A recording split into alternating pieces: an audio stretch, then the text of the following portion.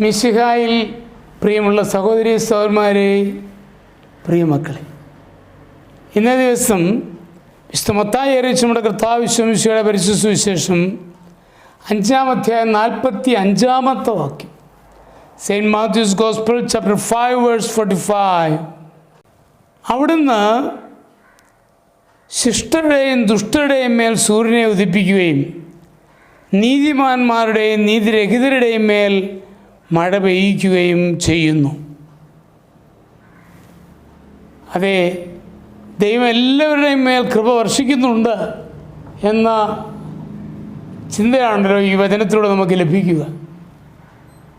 ചെറുപ്പത്തിൽ വെള്ളം ഒഴുകി വരുന്ന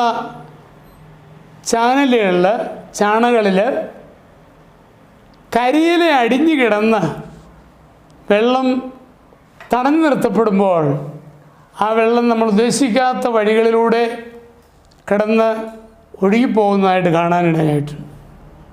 അപ്പോൾ അച്ചായൻ പറയും, ആ കരിയിലെല്ലാം വാരിക്കളഞ്ഞ് വൃത്തിയാക്കുമ്പോൾ വെള്ളം നമ്മൾ ഉദ്ദേശിക്കുന്നിടത്ത് എത്തിച്ചേരും.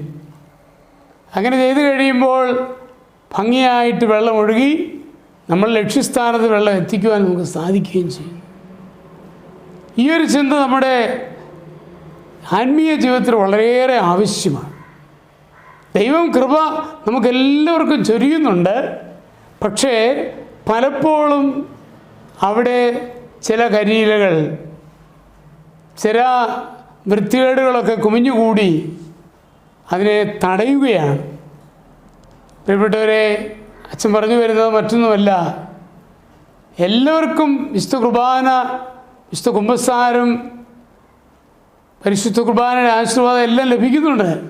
പക്ഷേ ചില തടസ്സങ്ങൾ, ചില ബ്ലോക്സ് അതിനെ തടഞ്ഞു നിർത്തി ആ കൃപ നമ്മളിലേക്ക് ഒഴുകാതിരിക്കുവാൻ ചില തടസ്സങ്ങൾ നമ്മളിൽ തന്നെ നമ്മൾ രൂപപ്പെടുത്തുന്നുണ്ട്. അവ നീക്കിക്കളഞ്ഞുകൊണ്ട് നന്നായിട്ടൊരുങ്ങി കുമ്പസാരിച്ച് കർത്താവിനെ സ്വീകരിച്ച് വിശുദ്ധീകരിച്ച് കഴിയുമ്പോഴാണ് അത് ഫലദായകമായി തീരുക. ദുഷ്ടരെയും ശിഷ്ടരെയും മേൽ ദൈവം കൃപ ഒഴിയുന്നു, യാതൊരു സംശയവുമില്ല. ആ കൃപ സ്വീകരിക്കണമെങ്കിൽ നമ്മൾ നമ്മെ തന്നെ കൂടുതൽ ഒരുക്കേണ്ടതായിരിക്കുന്നു.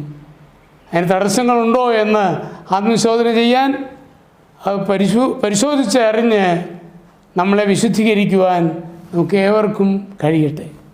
നമ്മുടെ കർത്താവ് മിശിഹായുടെ കൃപയും പിതാവായ ദൈവത്തിൻ്റെ സ്നേഹവും പരിശുദ്ധാത്മാവിൻ്റെ സഹവാസവും പരിശുദ്ധ അമ്മയുടെ മധ്യസ്ഥതയും നിങ്ങളെല്ലാവരോടും കൂടി ഉണ്ടായിരിക്കട്ടെ, എപ്പോഴും എപ്പോഴും എന്നേക്കും.